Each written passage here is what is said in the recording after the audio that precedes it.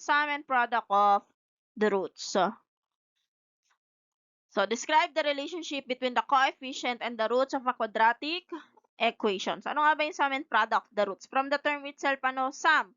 Pag sinabing sum, addition. And then product, multiplication. Ng alin? Ng roots. Ano nga ulit yung roots? Ang roots ay value ng x. Okay, sum and product of the roots. The sum and product of the roots of the quadratic equation ax squared plus bx plus c equals 0 can be determined using the coefficients a, b, and c. So, yung sum and products, hindi mo na kailangan isolve ng buo. Di ba, usually, pag sinabing sum and product of the roots, sabi ko kanina, yung roots, yun yung value ng x. Tapos, yung sum, addition. Ibig sabihin, i-add mo yung x sub 1 tsaka x sub 2. Tapos, product. Pag sinabing product, multiplication. Ibig sabihin, i-multiply mo si x sub 1 tsaka si x sub 2.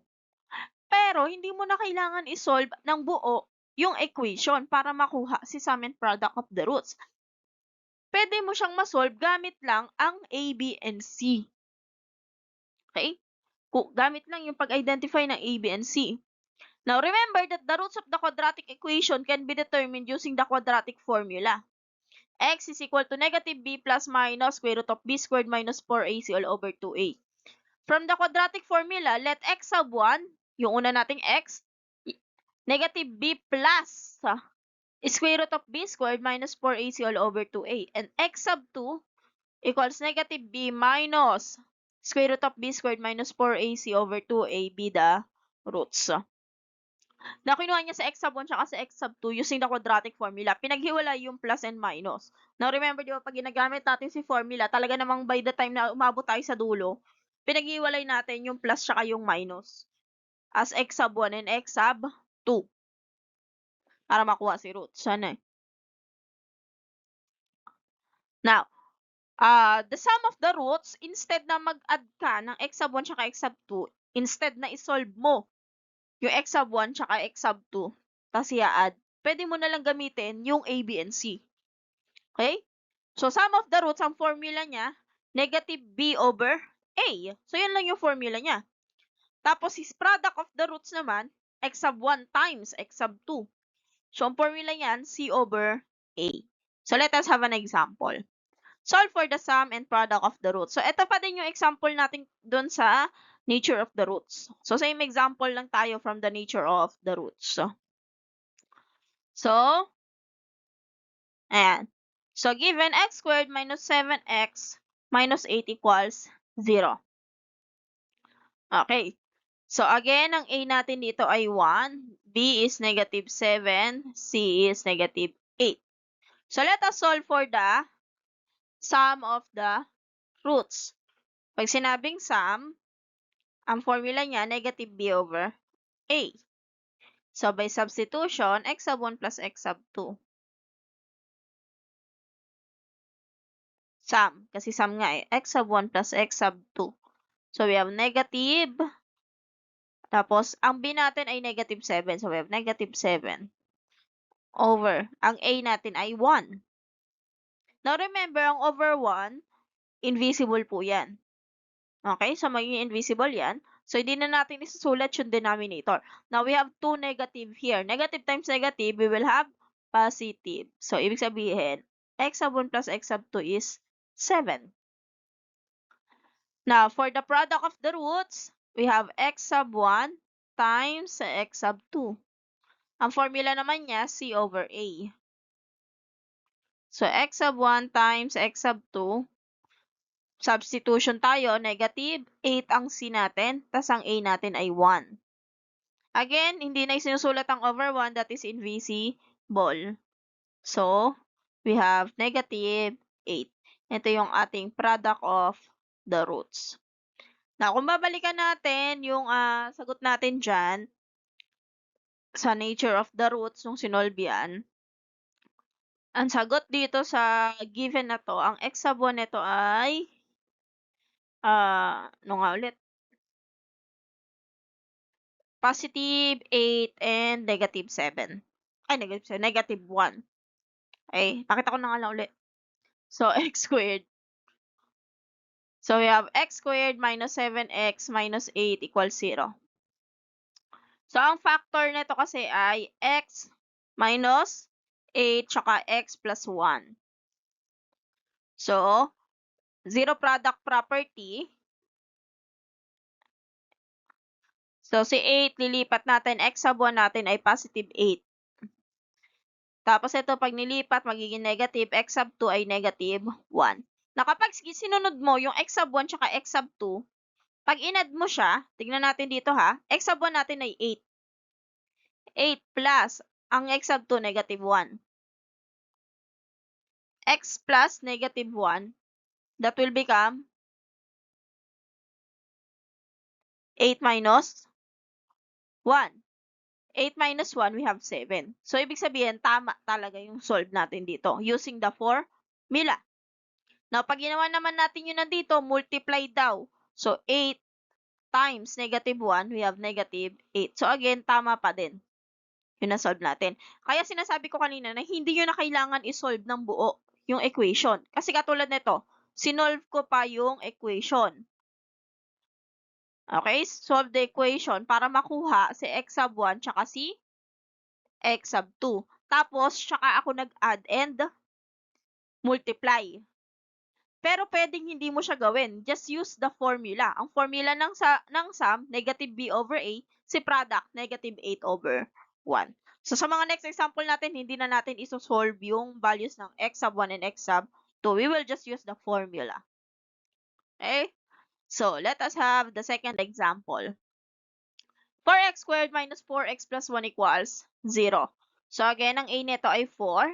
B is negative 4. C is 1. Okay. Now, sum of the roots. So x sub 1 plus x sub 2 equals negative b over a. So, substitute lang tayo. Negative times negative 4 over ang a natin ay 4. So, x sub 1 plus x sub 2. Negative times negative, magiging positive yan. 4. Over 4. 4 divided by 4 is 1. So, ibig sabihin, ang sum of the roots natin ay 1. Now, for the product of the roots, c over a. So, c over a, si c ay 1. Ang a natin ay 4. Sabihin, this is the product of the roots.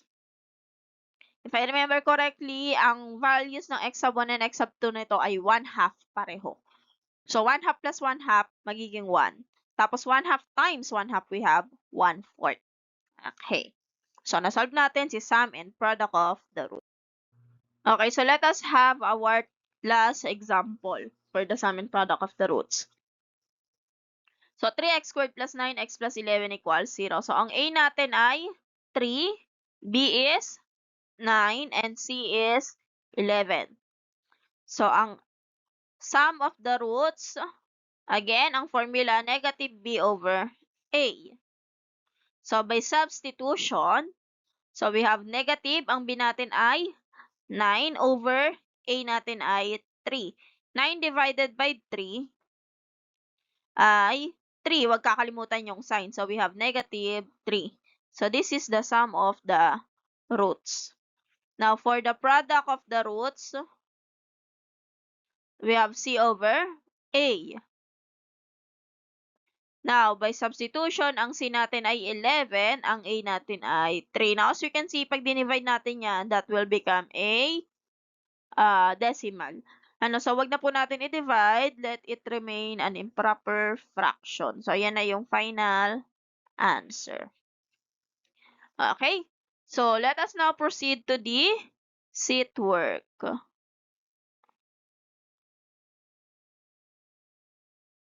Ayan. Rather, di pa pala sheet work. Meron pa pala. I forgot. So, sum and product of the roots pa rin. The sum and product of the roots of a quadratic equation can be used to identify the equation itself. So, kapag ginamit niyo po yung sum and product of the roots, pwede nating ma-solve yung equation. Sipin nyo pabaliktad, using the sum and product.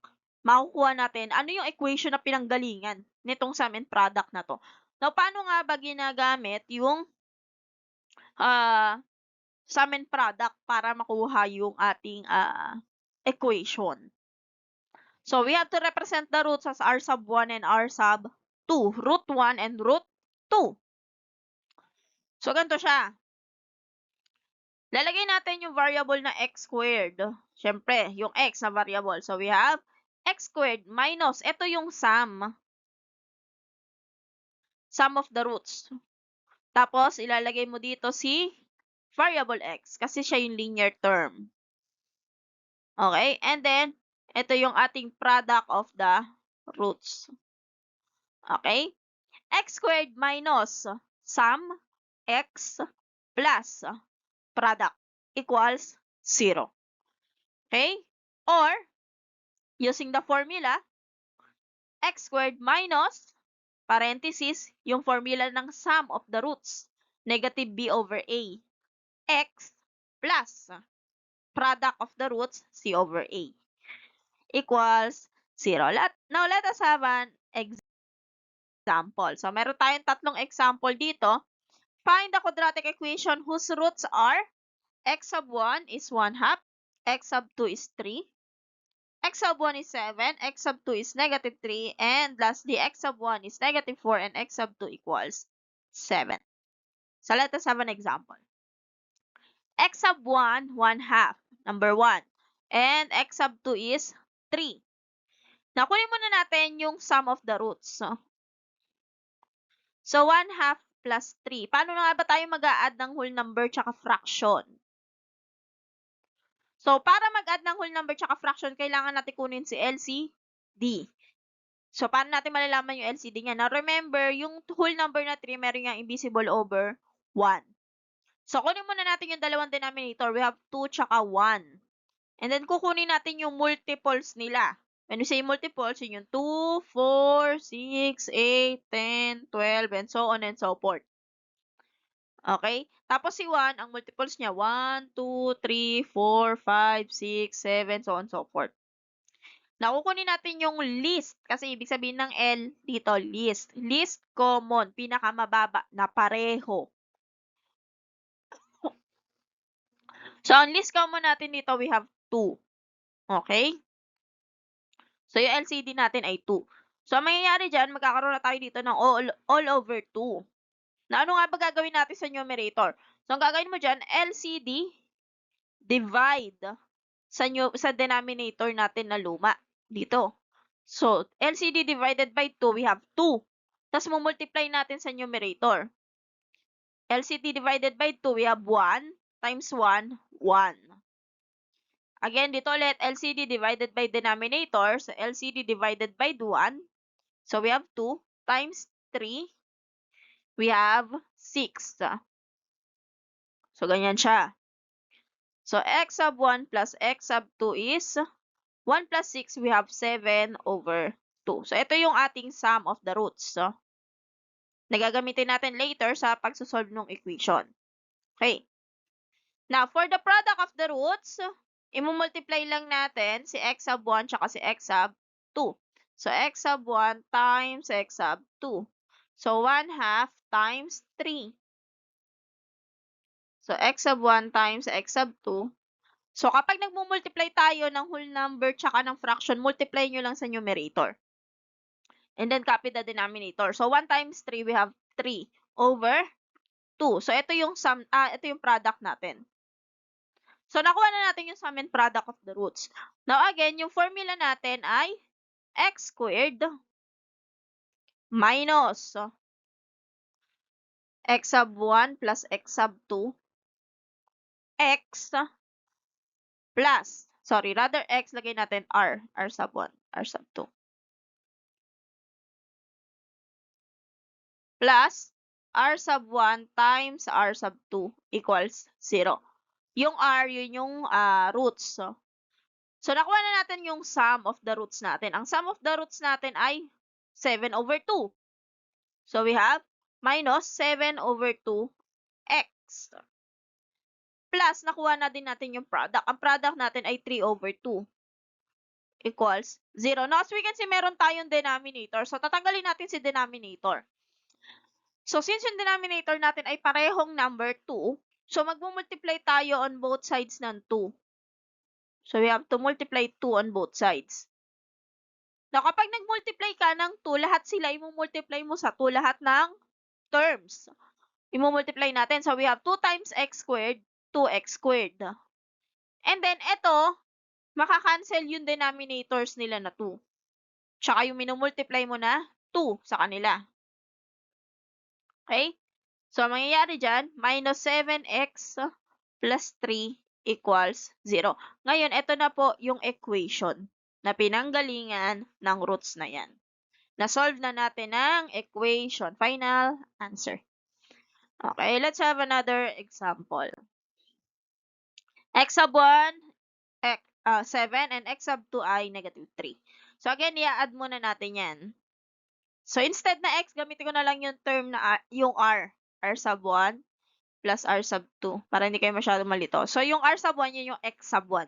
So, yun yung una. 7 plus r sub 2, yun yung negative 3. So, r sub 1 plus r sub 2. 7. Positive times negative, magiging negative yan. So, 7 minus 3, we have 4. So, yun yung r sub 1 and r sub 2 natin. Yung isa naman, r sub 1 times r sub 2. Ibig sabihin, multiply natin yung dalawa. So, we have 7 times negative 3. R sub 1 times R sub 2, 7 times negative 3, negative 21. So, yun yun. Again, gagawin na natin yung equation. Hinahanap kasi natin yung equation. So, yung equation, x squared minus minus R sub 1 plus R sub 2 x. So, huwag kakalimutan yung x na variable. Plus R sub 1 times R sub 2 equals 0. So, isa-substitute lang natin. Yung R sub 1 plus R sub 2 natin ay 4. So, we have x squared minus 4. Huwag kalimutan yung variable x. Plus, R sub 1 times R sub 2, we have negative 21 equals 0. Now, again, copy lang natin yung ibang part. X squared minus 4x. Ito, positive times negative, magiging negative po siya. So, we have negative 21 equals 0. And this is the equation. Okay, let's have another example. Okay, x sub 1 minus 4 equals negative 4 pala, sorry. X sub 1 equals negative 4 and x sub 2 equals 7.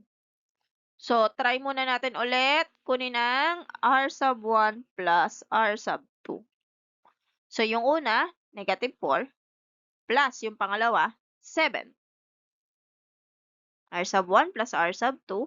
Negative 4 plus 7, we have positive 3. So, yan yung sum natin. Sum of the roots.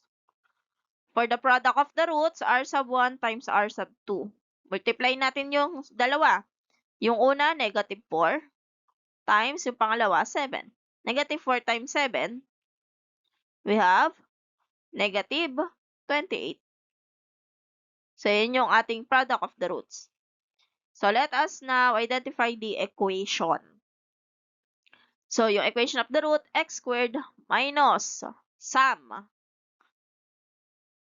variable x plus roots.